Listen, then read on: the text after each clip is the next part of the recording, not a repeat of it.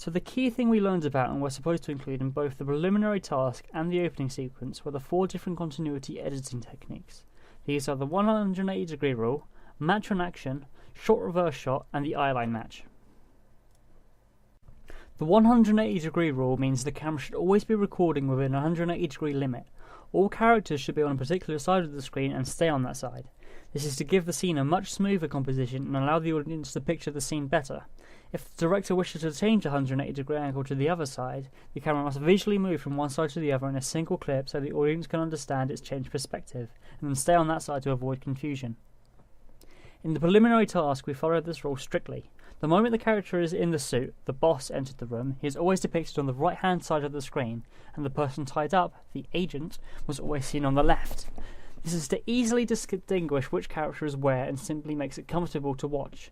If we were to suddenly change the angle, then the audience would probably feel a little confused and struggle to focus on the action.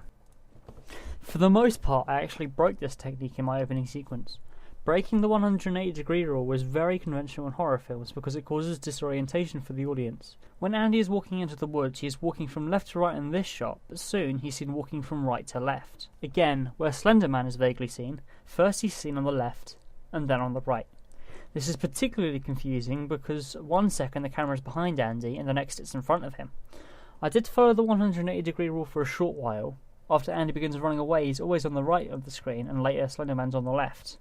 This is because I tried to make the audience feel a little more comfortable in this bit before they suddenly get shocked by Slender Man's appearance. Match on action is displaying the same scene with multiple shots from different angles. For example, the first shot consists of a character opening a door whilst the camera is behind him, followed by a shot of the door opening from the other side and the character then coming into view. Both shots have the same action of the door but from different angles. This creates a visual bridge, drawing the viewer's attention away from any slight cutting or continuity errors. This also gives the audience a better sense of the scene as they can see it from different angles. I used this scene multiple times in the preliminary task since it's a really fun technique to use.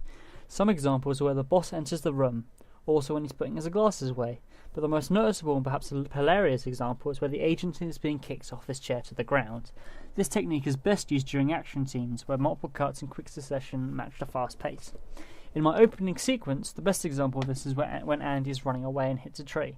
I used 4 different angles for 2 different motions. The first is falling down after hitting the tree, and the second is getting up back off the ground.